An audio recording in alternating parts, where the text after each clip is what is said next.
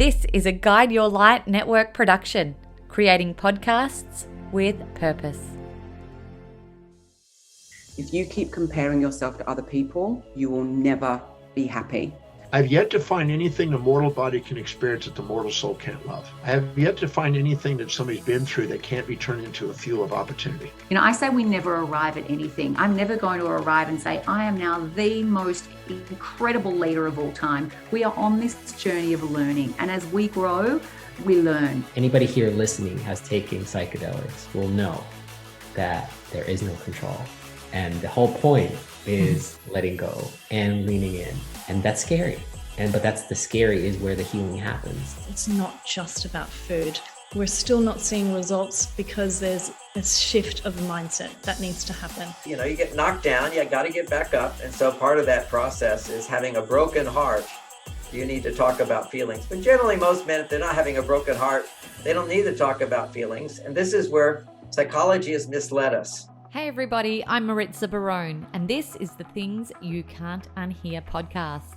Has there ever been a moment in your life where you heard or read or were told something that you simply could not unhear? Something that caused you to make positive changes so that you could become the best version of yourself? Well, we share this show with access to inspiring and empowering humans who will motivate you to become the happiest, healthiest, kindest, and most compassionate you. Sit back, settle in, and let this be the day you hear something that simply cannot be unheard. Hello and welcome back to the Things You Can't Unhear podcast. What will we not be able to unhear today on the show? I had the pleasure on this episode of having a conversation with Margot Murphy. He's a man that does not pretend to have had a perfect past. He's experienced being broke, desperate, divorced, and battled addiction in many kinds. But now is a man that is so clearly on his purpose path to help other people achieve their dreams and manifest their deepest desires. And it was a wonderful experience having a conversation with him. He's also an author and a course creator and the founder of the Love from Margot Foundation, which he started in 2012 in honor of his late wife, Margot Murphy, who battled cancer. In this episode, get yourself ready because we discuss the keys to manifestation that need to be embodied for effective co-creation. We learn how to surrender into the intentions we set for ourselves, how to tune into a high vibration to attract the things that we want to come into our lives. And we learn all about the legacy Mike is creating through his work and the life-changing retreats he runs for people needing more hope and healing in their lives. Mike is doing wonderful things. He shares a lot about his life in this conversation, and I certainly took a lot away from it, and I hope you do too. Now, I have a beautiful new website that has recently been created, and I would love you to jump onto maritzabarone.com and subscribe to our community. We can keep in regular contact. I'll let you know what's new and what's coming up on the podcast and within my realm. So please do that, and also subscribe to the Things You Can't Unhear podcast on Apple or on Spotify. I look forward to hearing what you think about this episode. So please make sure, let's keep the conversation going. Let me know what you think and what your biggest thing you can't unhear was. Now, just quickly, I also want to share some reviews that I have received from our beautiful listeners that keep me going and keep this show ticking along. It's these messages that I really love, and I want to give a shout out to some of our listeners who've left reviews on Apple Podcast. DG says, amazing, love listening to your podcast. You always have me hooked. Oh, thank you. And Charles says, how good. This podcast is something I can't get out of my head. The takeaways from it is something I never thought I could learn from a podcast, but here we are. Thank you, Charles. Unbeatable You says, absolute gold. So many insights and gold in every single episode. I agree, Unbeatable You, thanks to our fascinating experts that come on and share their stories with us. And Lou Winder says, inspiring, fascinating, and educational. I love your podcast. They are so inspiring, fascinating, and educational. I have learned so much from the incredible guests you have on. Thank you so much for doing what you do. Thanks, everyone. Keep them coming, and that way we can deliver more of what you want to hear. Just head over to Apple Podcasts, leave a rating and review, and I will be sure to read it out and share it with everyone on the following episodes that are released. Enjoy this chat with Mike Murphy. Welcome, Mike Murphy, to the Things You Can't Unhear podcast. Thanks for joining me. Thank you for having me. Appreciate it. Tell us all where you're joining us from today. I'm in beautiful Medellin, Colombia, which literally is like heaven to me. I love it here so much. I've been here since 2015, and I'm here a lot more now, so it makes me very happy. Other than I miss my 4 kids and 7 grandkids and 1 on the way. Other than that, I'd be super happy here. Yeah, luckily for us, we can jump on planes and see those people that we love anytime that we like, right? Amen. Amazing. Well, I'm so pleased to have you here with me today. You are definitely going to be a treat for our listeners. And I've actually just come off the back of 4 weeks off. So my whole brain has been on rest mode for a wonderful month. And this is going to be such a beautiful reintroduction into these conversations that I have missed so dearly over the last 4 weeks. You speak my language, you teach the things that we are passionate about on this podcast. And I think, reigniting all of these things after a break is so important, because sometimes we can forget. And I think we need constant reminders about increasing our vibration and keeping our energy up and removing the things that don't work for us. And you get trapped in a bit of a repeat pattern sometimes when you don't keep those things that work for you going in break mode or holiday mode or whatever it is that I've just had and others experience in busy times of their lives. So yeah, it's wonderful that you're here, and I think everyone is going to really enjoy what you have to say. I wanted to ask and start this conversation with perhaps a little bit of you explaining to everyone what your purpose is in life right now and what you are on a mission to achieve. Wow. So you couldn't ask me at a better time, because I feel like for the first time in my life, I'm 100% committed to this vision, this purpose, this thing I'm creating. And the beautiful thing about that, because listen, you talked about being human in a kind of a strange way there. And let me add, you must have had a wonderful vacation or time off, because you're literally glowing. You look super healthy. So congratulations on that. But what I'm finding right now, I've never been happier in my life, because I've said no to all distractions, and I've gotten rid of everything that doesn't fit into this current vision. I used to follow a guy, I'm much older than you, but I used to follow this guy named Zig Ziglar. He was a motivational speaker, and he said, listen, you're either a wandering generality or a meaningful specific. What does he mean? When you're a wandering generality, you'll fall for anything. You're all over the place, But when you're a meaningful specific and you're on purpose, there's no greater feeling in your heart. I mean, I wake up every morning, jump out of bed, and I don't want to go to bed. I've never felt like, I've had a lot of success in my life, and I've had a lot of serious, but I've never been 100% committed. I've always liked to keep a toe in the carnal world, if you know what I mean. And so now it's like everything in my life is aligned, and the feeling is phenomenal. And the ability to manifest and create. I'm talking about synchronicities. Talk about the right people showing all day long. I mean, there's not enough hours in the day. So many synchronicities, so many right people showing up, so many right ideas. And so I love being in this zone right now. It is honestly the best zone to be in. I know that feeling. I know it took me a long time to find that feeling as well in my personal life and career. And when I did find it, and when things flow so beautifully and you are on your purpose path, you truly feel it and know it. And that's when you do glow. You actually glow. That feeling is addictive, I believe. Yes. And when you're doing it for the good of others, right? How wonderful does that feel? Well, that's the magic right there, Maritza.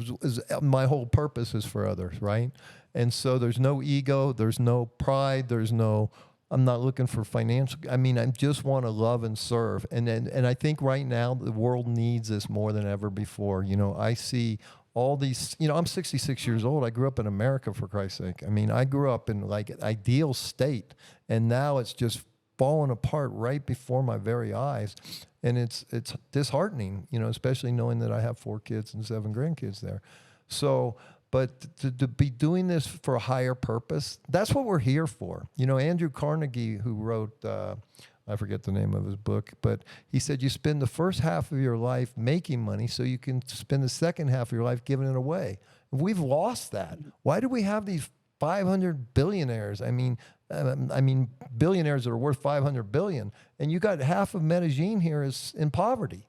It just doesn't compute for me. So as I see the world, the systems are falling apart. All these, the financial system, the banking system, the medical system, big pharma, they're all trying to destroy us, but they're shooting themselves in the foot. So what can we do? We can't fight them. They got all the money, power, guns, but we have consciousness. We have heart and soul. And so the more we can raise consciousness through love and service, that's how we can change the world and usher heaven back on the earth. Because I really do believe we are in a transitory time where things are falling apart and a new earth is going to arise. We might end up with 2 different realities here, that reality and a new world reality based on love and service to one another. Community and unity is what I like, just with integrity. I struggle with that too, Mike. I really do. And I've got a 13-year-old daughter who was working on an assignment recently, and it was in regards to the world's wealth. And when she realized, I think 2% of the world's population has the majority of the world's wealth. Yes. Well, Mum, Yes. That's not fair. How does that work when there's starving people in the world? So yeah, even having those realizations early in life, I think, is key. And this consciousness of the collective is something that you speak about, I think, a lot as well. How important is it that we are all aware or ask the questions or question things more so that we can bring in that higher vibration field to our lives? Yes. Amen.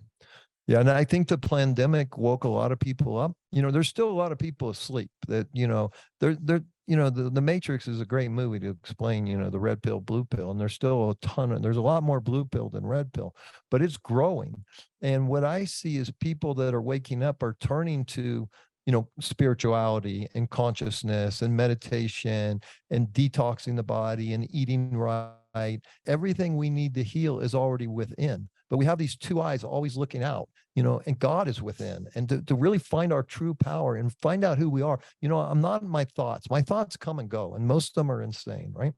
And I'm not my body. My body is literally, I can prove I'm not my body. I'm 50 to 100 trillion living individual conscious cells working their ass off, working hard to create this human body that my soul can live in. That's who I really am. I'm consciousness. I'm eternal. I'm timeless. I'm soul. I'm essence. I'm spirit. I'm love.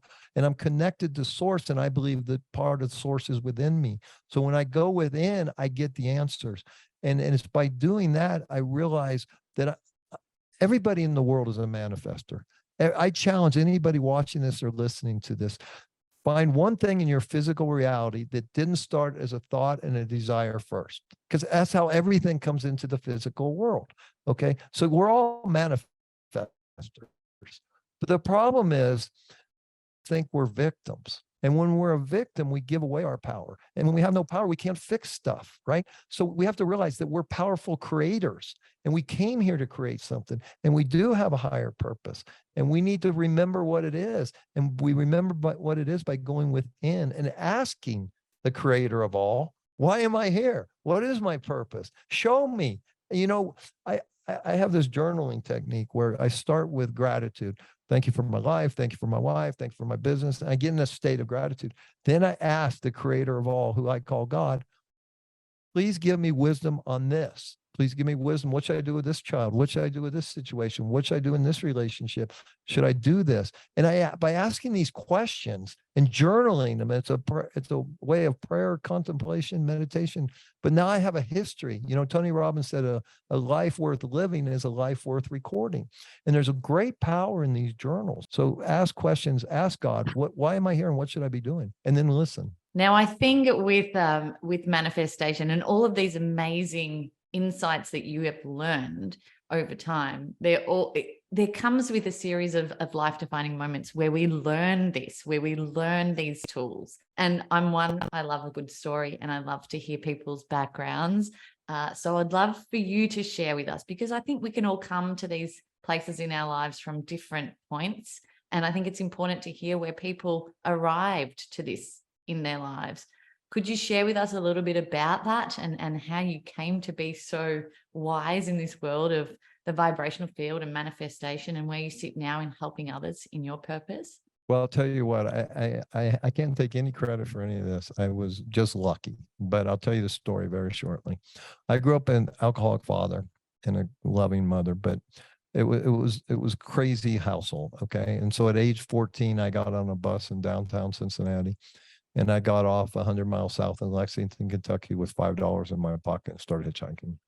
And I became a habitual runaway, habitual juvenile delinquent, abusing alcohol, abusing drugs, abusing everything, and abusing myself. And I was 23. I was living with my wife's family. She was oldest of six. I had a 2-month-old baby girl. I didn't have a job. I had an 8th grade education. I couldn't work. I drank a lot. And we were there at their house, and because I had no place to live. And I looked in the mirror one Sunday afternoon. I said, dude, you are a total loser.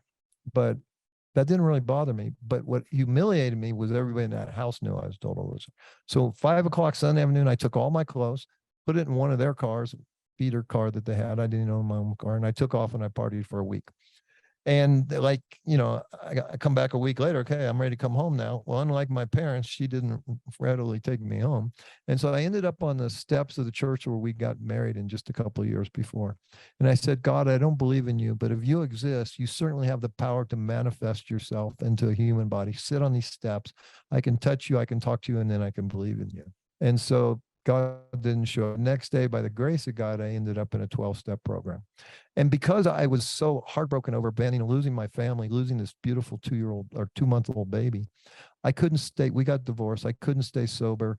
I became a binge drinker, a binge cocaine snorter, and just a total loser. And I'm in this 12-step program, and this buddy of mine, he says, dude, I've never seen anybody as messed up as you, but I know somebody might be able to help. And he introduced me to a man named Doug Fitzgerald, who was studying Silva mind control. And I didn't know any of this at the time. I show up, he says, Mike, you come here 1 hour a week for 7 weeks, and you'll get everything you want in your life. And it's $50 a week. And I didn't have 50 cents, but I wrote him a bad check and we got going, right? And so I found a way to pay him. But he taught me, here's what he taught me. It was so crucial. And remember, this is 1982. I mean, when The Secret came out in 2006, this stuff got popular. So he said, listen, there's no difference between imagination and reality. You have to have a balance. We're going to break your life areas, which was financial, relationships, health, and all those kind of things, right? And then each week, we're going to write a powerful intention as if it already exists, because there's no difference. What you can imagine can become reality. And so what do you want most? I want my wife back. We've been divorced now for a couple of years at this point. My daughter's now 2.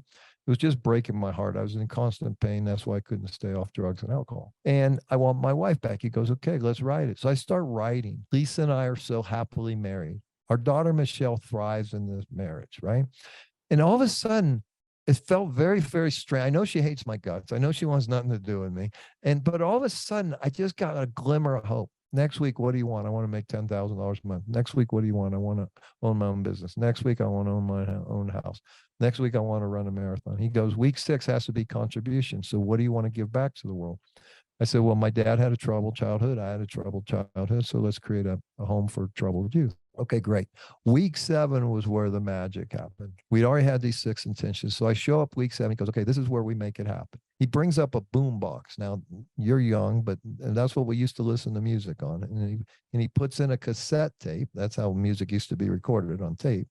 And it's stated, surprisingly. Okay. You have a 13-year-old, so you're at least 30. Okay. So he goes, I'm going to play this theta brainwave music. He hands me a 2-page relaxation script, and I already have my 6 intentions handwritten, just 1 or 2 paragraphs on a white piece of paper. And then he hands me a microphone attached to a tape recorder, and he puts in a blank cassette. He says, okay, while I play the music, I want you to read this relaxation script. And then I want you to read your 6 intentions. I do it. He pops the tape out and he says, okay, here you go. And you listen every morning right when you wake up, and you listen every night right before you fall asleep. And I didn't know any reason why. I was just a dumb kid with no future, no hope. And this man gave me a little, so I figured I'd play along, right? Within 4 months, I owned my own business. And I was $60,000 in debt when I had no business owning my own business. And 2 years later, my wife calls me up and asks me out on a date. We get remarried and we have 3 more children. And we create a beautiful life for 16 years until that ended. Everything happened, and 10,000 a month, I was making $1 million a month at one point, so this stuff works. Now, what do I know now? Okay, what he was doing is he was putting me in a self-hypnotic trance. That's what the relaxation script is for. That's what the theta brainwave music is, because our brain has waves, right? Right now we're in beta. Below that is alpha. Below that is theta. Below that is delta. We're asleep. And so theta is the best for manifestation. So he put me in this self-hypnotic trance. And then I would listen as I'm waking. I'm going from delta into theta. I start listening. I pierce the conscious mind and get into the subconscious mind. That's where the superpower is. That's what we need to connect with. The problem with the subconscious, it was programmed by my parents, my media, my school. Up until about age 8, I'm just a sponge. We're all in theta state when we're growing up. That's how we learn. We learn by watching and listening, seeing and feeling, right? So we're already programmed. I'm still unraveling programming. My childhood programming was so thick. Irish, Catholic, alcoholic father, you can only imagine my programming, right? And all the other stuff I did to reinforce my programming. I lived it for so many years. But so he got me to take these 6 intentions and pierce the conscious mind and into the subconscious mind. Your subconscious mind, we're all connected. There is no separation. The greatest illusion is that the physical, the 3D reality is real, because we're made of atoms. Atoms are 99.99% space. The illusion is that the solidity is the illusion, right? And because if you understand quantum physics, there is no solidity. It's all just energy, vibration, and frequency, what Tesla tried to tell us. So this stuff works. Everybody that's listening to this is a manifester. You just have to do it with intentionality, and you just follow a few little simple steps, and you can bring in anything you want almost within reason. There is, I'm 66. I'm not going to play quarterback for the Dallas Cowboys next year, but within reason, I can and when I really am on my highest purpose and really want to manifest something beautiful for, man, it's shocking what shows up. The right funding, the right idea, the right book, the right person. And it's just, you're in the flow, so I know you know this, but it's for your audience. I love the flow, and I love those synchronicities that pop up, and you sort of have that knowing giggle to yourself because you know that you brought this into your life. I think a lot of us get a little bit impatient with manifesting. And I know myself, things might pop up that 4 years ago I tried to manifest, and I was like, wow, that took a long time. And I think, that frustration does pop in. Other things can happen a lot sooner. But you talk about in your work manifesting fast. What do you think the big difference is between a slow manifestation and a fast manifestation, and sort of, finding that strength to not give up on what you're trying to create, keeping it there and sticking strong with that manifestation? Well, but we have to understand that we're co-creating. So I'm manifesting this beautiful retreat center, but I'm co-creating it with the creator of all, who I call God, right? So I had this intention 6 years ago. That's how long I've been manifesting this, but the timing wasn't right. I can look back now. Steve Jobs gave a powerful speech to a graduating class once, and he said, it's by looking back on my life, I can now say, oh, I see why that happened. Oh, I now know why that happened. So we start to connect dots. I can tell you exactly why this thing is happening right now. And I think the important thing is to realize, because what I started to manifest in the beginning, because I'm co-creating with God, new ideas pop into my mind, new thoughts, and they're coming from the field of infinite possibilities. They're not coming from me.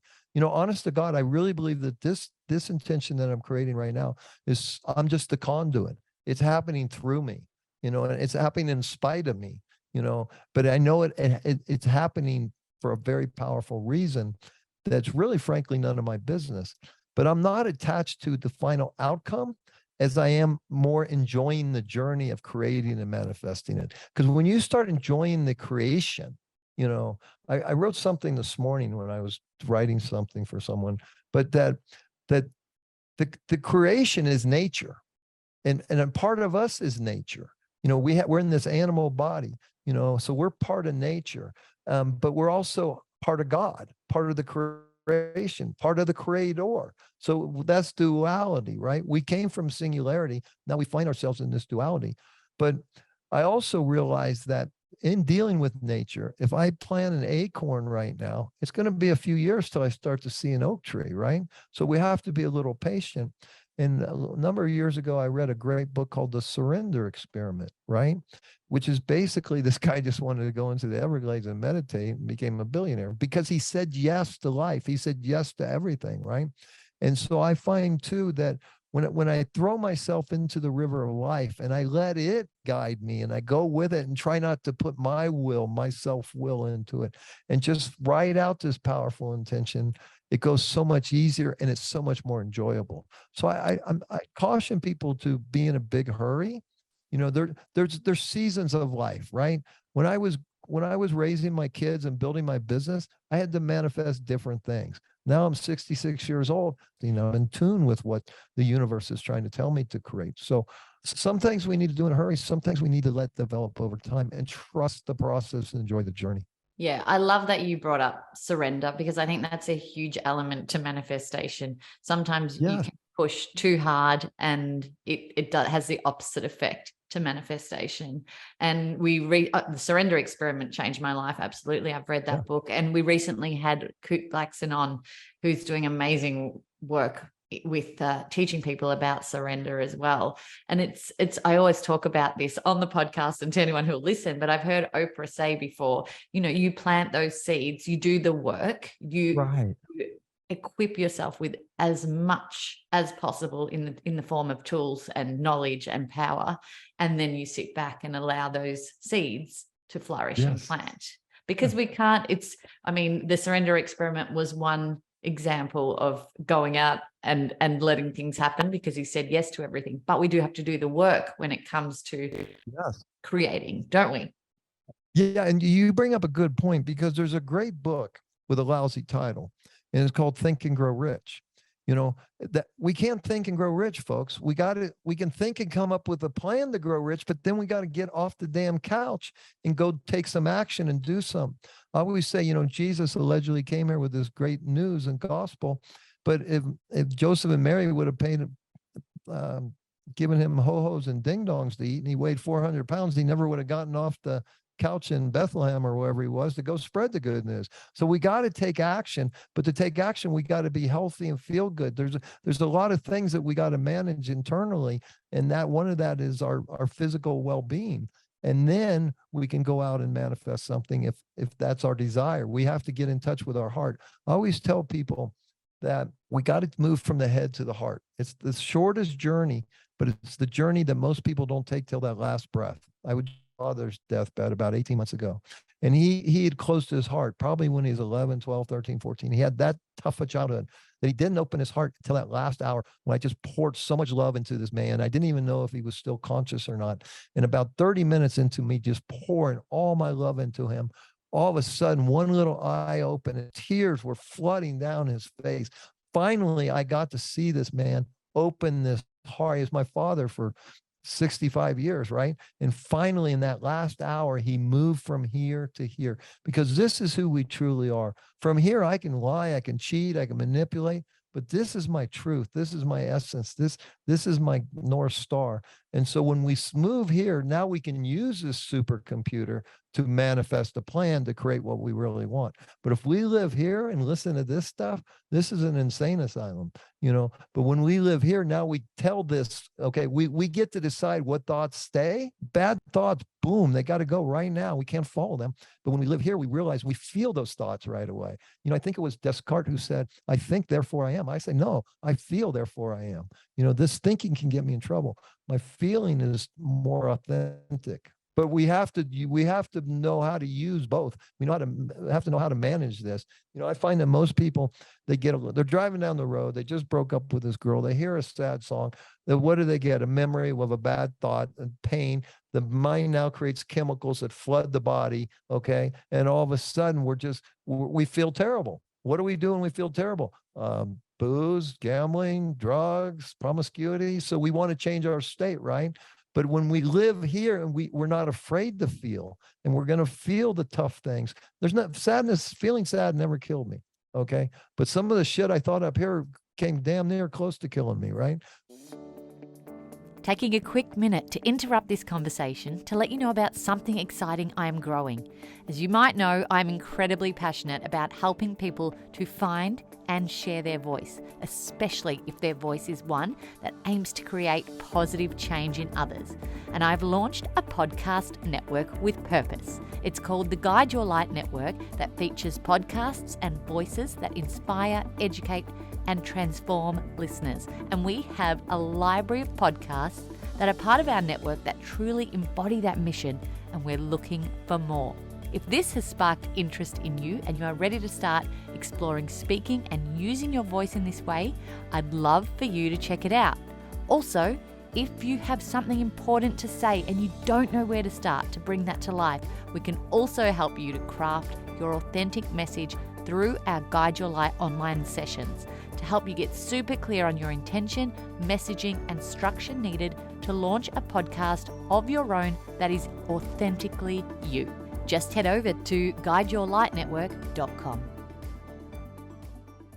I'm all about practicality, Mike. So I want to be able to share with our listeners today, if they want to create something, bring something into their life, give us a little plan, give us what they should be doing in a step process of piecing it together. So I know you're manifesting your experience retreat right now. How do you prepare for that process, and how do you prepare your mindset, your life, your surroundings, and then what action do you take in order to make things happen? Yeah. So I drive people crazy. Like, I just hired this guy to kind of help me run the business. And he keeps asking, what's the budget? I don't know what the budget is. This has never been created. Okay. I just know what I think I want right now. And then let's price it. And if the price is too much, then we'll refine it or we'll go another direction.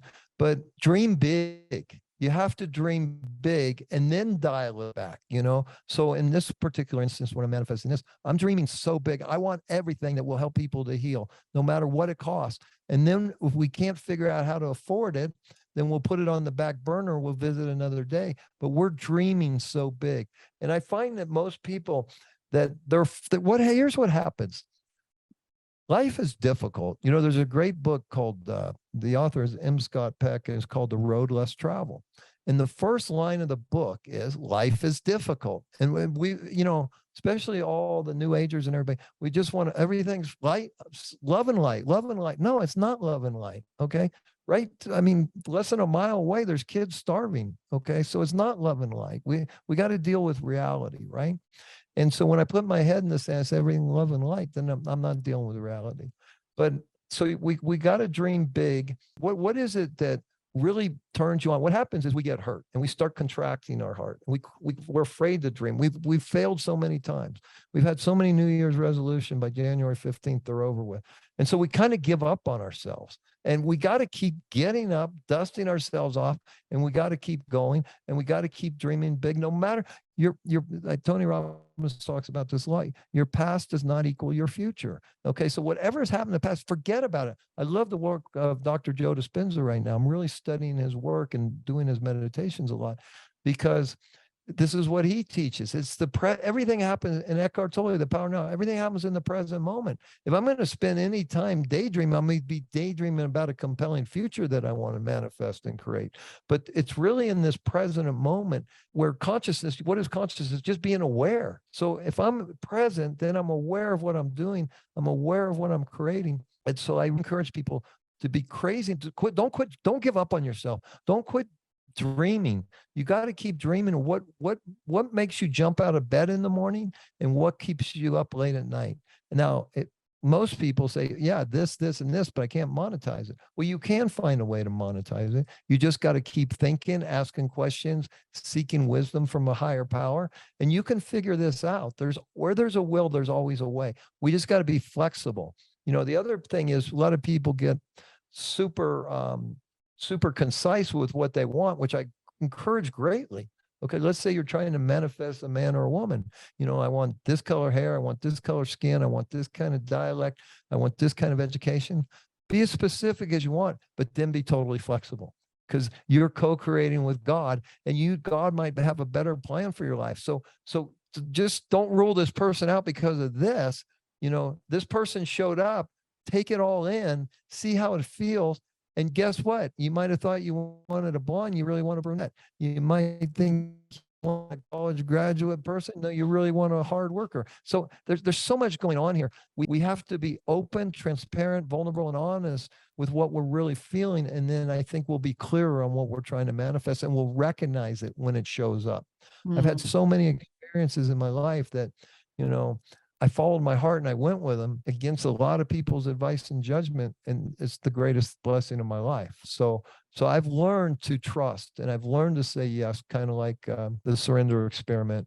And even if I fall on my butt, I always get up, I'm back on my feet, so you can't give up on yourself. You got to keep trying. I love how you talk about the feeling of things, because I think that's the key here. And that is a lot of what Joe Dispenza does and talks about. And I'm currently manifesting a new home. And I sat down with my partner and I thought together we can manifest this stronger than if there was just one of us manifesting one and then one of us manifesting another thing. And that would be difficult for it to come into synchronicities. So we did a Joe Dispenza method actually, and it is listing the physical elements of what you'd like and then linking that to the feeling that invokes around the circular thing that you are trying to create. And then, so we put that on paper, and that's something that we look at daily and feel daily. And that feeling of how we would feel within that environment is what we're aiming to manifest. And we did it with the house we're in now. And it was just so exactly what was written on that piece of paper that it was absolutely unbelievable almost. But it wasn't, right? This stuff works, and it sounds crazy to a lot of people. But I feel like the word manifestation is becoming such a more commonly used term. And you talk about The Secret and how long ago that was released, and all of that now just seems to be, common language, which is wonderful. And people like you are talking about it more. We're talking about it on this podcast. It's something that we need to step into. I love that you're bringing this to the world through your work and through your purpose. But you're not stopping there. You're working on so many other things. You've got foundations, you've got retreats, you've got courses. I want to hear more about exactly what you're working on, how we can actually get involved in your teaching specifically. Okay. And before I comment on that, let me invite you and all your listeners for free to download my app, the Creation Frequency app. And you can write a powerful intention about this beautiful home that you and your partner are manifesting. And you listen every morning, every night, because there's more to that. Because you don't need to get into your subconscious mind. It's already happening. But here's other thing I believe. I believe that sound frequency, that vibrational energy of sound, like right now, you think I'm speaking words. I'm not. I'm just moving air molecules. Okay, that's creating a vibrational frequency. The words are being created when it goes into your eardrum and into your mind. That's where it's being digitalized, these frequencies, and that's where the language is being created in your mind. I'm just moving air molecules. So I believe that when this, God allegedly spoke this world into existence, he said, let there be light, and there was light, and it was good. So I believe that when you record these intentions and you put that thought, that energy into the field of infinite possibilities, and then you have a great emotional attachment or magnet, the thought, the frequency, the energy goes out into the field, and the heart will draw that home back, or whatever. But anybody who's listening is trying to manifest. Like, I manifested a woman hating my guts for many, many years to call me up and ask me out on a date and get remarried again, right? One of the greatest blessings of my life. So that's how it works. I believe, it's important to get into the subconscious mind, but also get into the field of infinite possibilities and see that home over there and see how it feels to walk into that thing, or what anybody's trying to create. All right, what am I trying to create? So I'm down here in Medellin, Colombia. We have 20 acres of we're 7,000 feet in the Andean mountains. It's 60 to 80 degrees every day. There's nothing like this property in the world. We have 12 bedrooms. We do 17 retreats a year. They're 2 weeks long. and we only have 18 people per retreat. The first week is a physical detox, solid food vacation, juice feasting. We grow over 50 vegetables in soil that's never been grown on before. The minerals, it's so rich, this soil, it's just fun to just play with it. It's so powerful. And so people will literally go and pick their vegetables that they want to make juice out of that day. So now they're drinking live food. At the same time, we're giving them IVs, ozone therapy, coffee enemas, infrared saunas, massages, places to detox. We also do brain mapping. We also do neurofeedback. We're treating the whole organism. And so the 2 weeks is all about the detox. But the second week, now we get into meditation, consciousness, the work of Dr. Joe Dispenza, some of the work of Byron Katie that I love, Dr. Bruce Lipton. We start teaching some of these concepts that these people are sharing in the world. And then we get into plant medicine. For those that the plant medicine is calling them, we make it available. There's many, many sacred ceremonies that we do. One is a open your heart ceremony using cacao. Another, we have a healing coherence ceremony. We have a Temescal or sweat lodge. There's so many things that we do, but it's really about getting the toxicity out of the body while putting in good stuff. The energy goes through the roof. Now the brain fog lifts. Now we can work with these neural pathways and we can eliminate bad habits and put in good ones through NLP, stuff like that. We can get in here and clear these emotional wounds never been healed. You know, Louise Hay says almost every physical ailment starts with some emotional wound. I know in my late wife's case, I believe that was the cause of her breast cancer. And so it's a very, very profound experience. And then we follow you for 11 months. We have an accountability program. We call you once a month for an hour. We want transformation that lasts. You know, everybody's gone to these things and come home high for a couple weeks or a couple months in a month. And then we're back to our, no, we want this to stick. We're going to anchor, you know, it takes 3 weeks to get rid of a bad habit, create a new one. I wanted to do 3 weeks. Everybody fought me. So it's 2 weeks. It's 15 nights actually, but we cram a lifetime of information in that. We give it to you in a way that it's very digestible, that it sticks, and that you're going to feel so amazingly different. You know, Dr. Joe talks about, you know, changing who you are, you know, to become a new person. If you want to change your reality, you got to create a new personality. And that's literally what we do in 15 days. And imagine these 18 people, they're going to share so much intimate details of their life. They're going to bond as a family. I think they'll be together for the rest of their life. It'll be that powerful experience because some of the exercises we do and some of the sweat lodge, some of the plant medicine ceremonies. And I invite you to come here anytime. I know you're a long ways away, but there's no place like this. So it's called Mountains of Hope. And that's what it is. If you need hope, this is where you'll find it. And I always, every time I drive onto this property, I go, if you can't heal here, you're not going to heal anywhere because it's the energy is, we're in a special place. Listening to all of those elements that you offer, I'm like, yes, tick, tick. These are incredible things that are so needed in a reboot of life, I believe. Yes.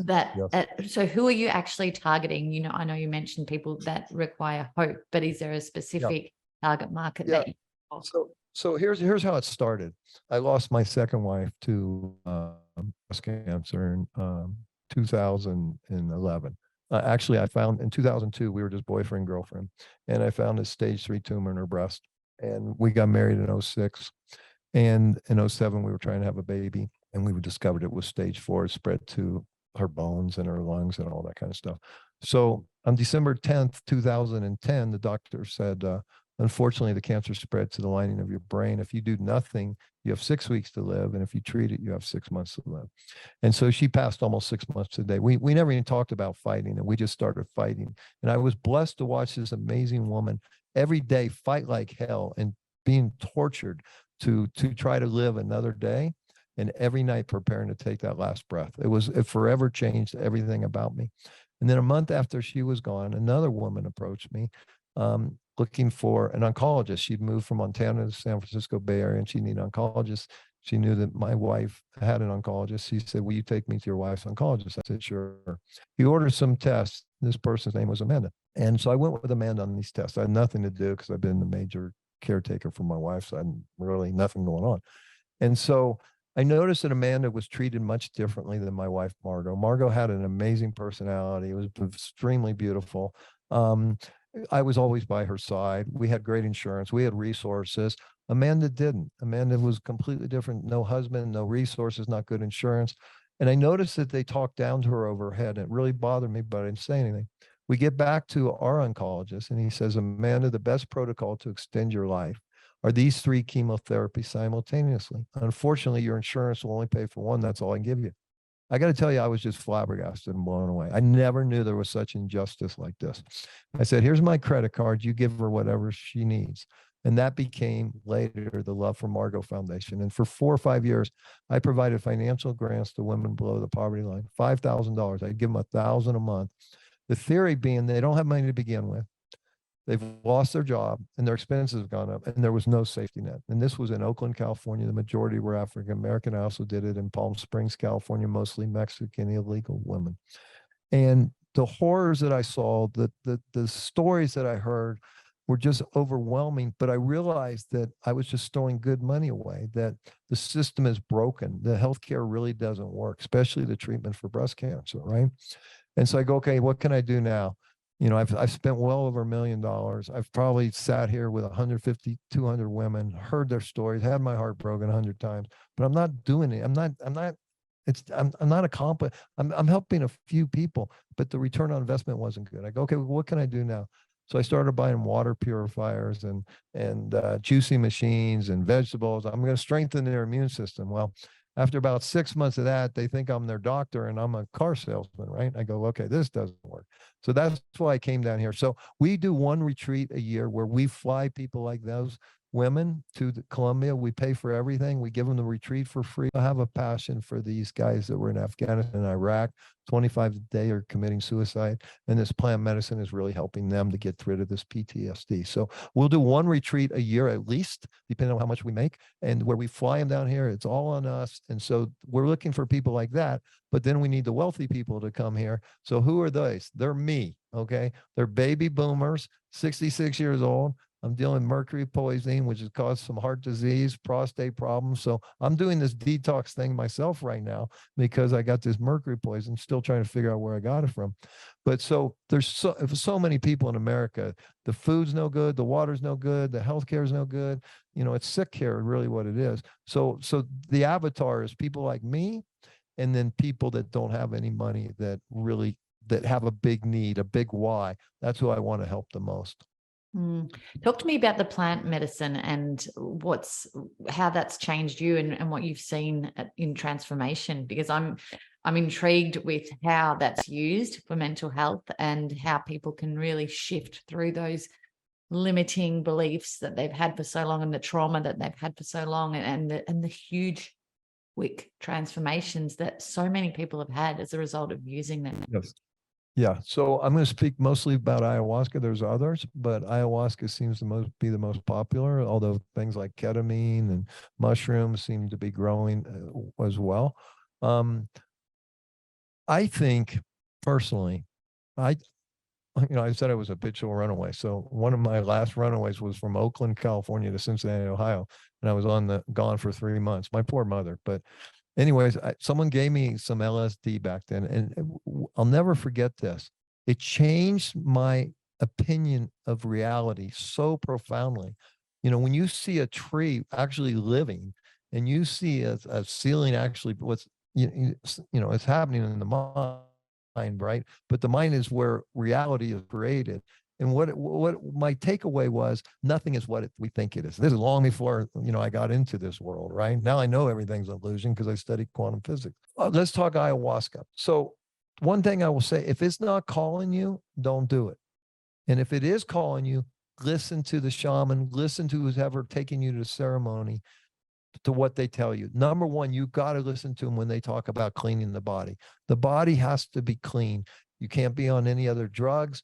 You got to really watch your diet. There's a special diet that you take, because if you don't, I promise you, because I went into my first ayahuasca weekend ceremony thinking, okay, I've taken every drug known to man. I'm going to spend 6 hours with God and I'm going to go home. Well, I didn't follow the directions, and that stuff kicked my ass like you can't believe. The first night was the most physical pain and suffering I've ever been through in my whole life. At the same time, I've never felt connection to other people and love simultaneously while I'm suffering. At one point in the night, I was shivering to death, like I'm in Alaska with no clothes on. And I had to leave the room. I'm on a couch. I think I'm dead, right?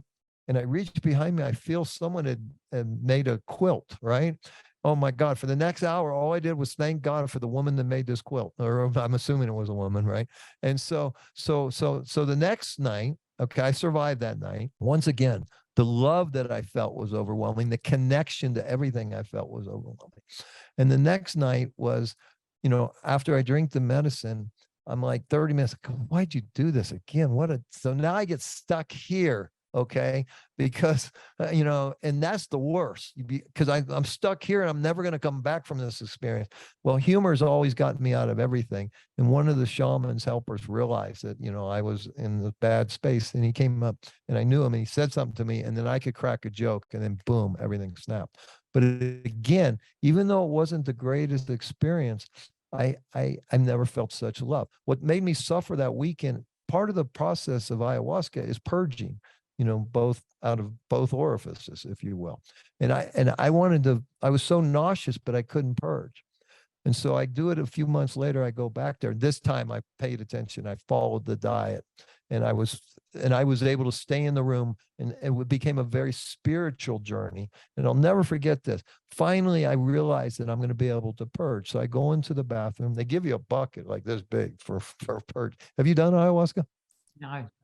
Okay. I know I'm scaring a lot of people out doing it, but it's a very profound thing, but it's got to be calling you. So anyways, I'm in the bathroom, sitting on the toilet, throwing up. No, all of a sudden, before I throw up, okay, I hear this voice. It's like God himself, right? He says, Mike, we are so proud of you. Everybody is here. Your late wife is here. Your mother's here. Your grandparents are here. And we are so proud of you. And the moment I hear this, literally from my toenails through my whole body, I can feel everything that doesn't belong in my body just coming. And I literally fill this huge bucket up. Okay. And about 20 minutes later, I'm walking out of the bathroom, and that same voice comes to me and says, you are now healed. And it was the most profound moment, one of the most profound moments I've ever experienced. And it was such a beautiful healing. And so then I didn't even need to stay for the second night. I got what I came for, right? And then the last time I did it was here at our retreat center, Mountains of Hope.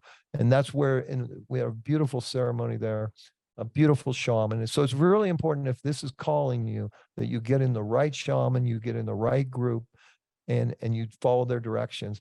And if you need it, I promise you that ayahuasca is called grandmother, and it will give you what you need, whatever that is. Your journey is going to be different from my journey and everybody else in the room. It's a unique experience that God knows what's going to happen to you. And part of that, I think, for men especially, is surrendering and giving up control and saying, hey, I'm going to drink this 2 or 3 ounces of tea, and I have no idea what the hell is going to happen. And that is liberating in itself. But once again, it's not an easy journey, and it's very profound. It can be extremely healing. I've seen so many people heal. I had my own healing, but again, make sure that it's for you. There's other ways to go. There's easier ways to go, is what I'm trying to say. Yeah, there's a different route. I have heard many people's recounts of their ayahuasca experiences, and I love the way that you tell yours. I think it's, I get more information. A lot of people say that it's so hard to explain. It's so hard to verbalize. It's impossible to explain. But, you can get the same effect through holotrophic breath work, which we teach at our retreat. There's many ways, through deep meditation, through some of Dr. Joe's meditation. So there's a lot of ways to experience the reality. This 3D thing, which we think is reality, is not reality. We got to move here first, and then we got to open this, question everything, and then really study what reality really is. And it's not what we think it is. We've been lied to. That's could be the things you can't unhear of this episode, right? It's you've said a lot of things and I've actually written some things down that have really stuck with me throughout this conversation. But I ask everyone at the end of every conversation on this podcast is, what is something that you have heard in your life that you could not unhear and that caused positive changes within you? And it could be something that you have had a realization of yourself, such as that. But is there something that stands out for you at the moment now that I've asked you that question? Well, the thing that pops up right away is I heard recently, Mike, I think a mouse just ran through my legs. I don't think I'll ever unhear that. As I'm giving this profound explanation to this question, I see our lovely host here recoil in horror. I go, oh my God, what did I say? And she said, a mouse just ran through my room. I was watching this shadow in the corner of this room, and I thought it was my dog's legs in the other, just walking through the other side of the door. And I kept looking and I was like, no, that's too dark to be that. And then as I turned my eyes in that direction, they widened, and I thought, there's no way I can hide this from you. Yeah. So yes, sorry to startle you. It was definitely nothing that you said, and it's still in here somewhere, which is something that I have to deal with at this conversation. All right, I have another answer for you. So I'll never forget this. It was like close to Memorial Day weekend in 2011, and my late wife was rushed to the hospital. And we just moved from Southern California to Northern California as we were getting close to the end, and we wanted to be near our home. She gets to the hospital, and we just gotten a new oncologist, and I'm literally calling him from the ambulance. I say, hey man, we really need you. Can you make it to the hospital? Because Mike, I'll be there by 5 o'clock. So he comes in, he looks at the chart, he looks at her, he looks at everything. And he said, listen, I got to get to work right now. If we don't get you chemotherapy by tomorrow, you won't see another day.